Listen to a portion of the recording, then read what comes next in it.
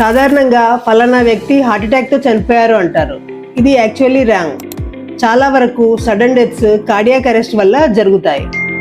Hello, this is doctor Vilasini Patel, head of the department anaesthesia critical care, Srikara group of hospitals. Heart attack, cardiac arrest, heart failure ఇవి 3 different problems.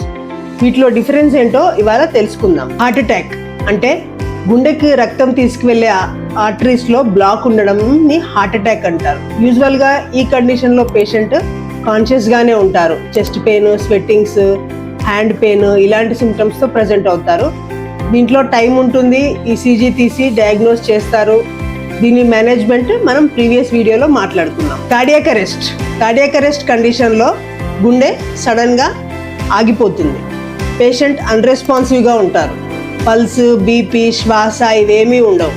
ఇది చాలా వెంటనే respond అవ్వాల్సిన situation. దీంట్లో CPR చేయడము, shock ఇవ్వడము ఇలాంటి చికిత్సలతో మనిషిని బతికించడానికి ప్రయత్నిస్తారు. 3వ condition heart failure. Heart failure అంటే హార్ట్లో మజిల్ వీక్ అవడం. అంటే హార్ట్ మజిల్ వీక్ అవడం వల్ల గుండె పంపింగ్ తగ్గిపోతుంది.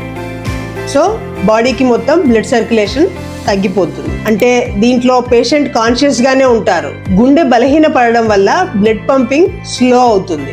దీనివల్ల పేషెంట్ కి బ్లడ్ నిల్వ ఉండిపోయి కంజెషన్ లోకి వెళ్తారు. అంటే ఆయాసం రావడము, లంగ్స్ లో నీరు నిండడము, కాళ్ళల్లో నీరు నిండడము, వీక్ అయిపోవడము, ఎక్స్ట్రీమ్ ఫ్యాటిక్ లోకి వెళ్ళడము ఇలాంటి కండిషన్స్ ఉంటాయి.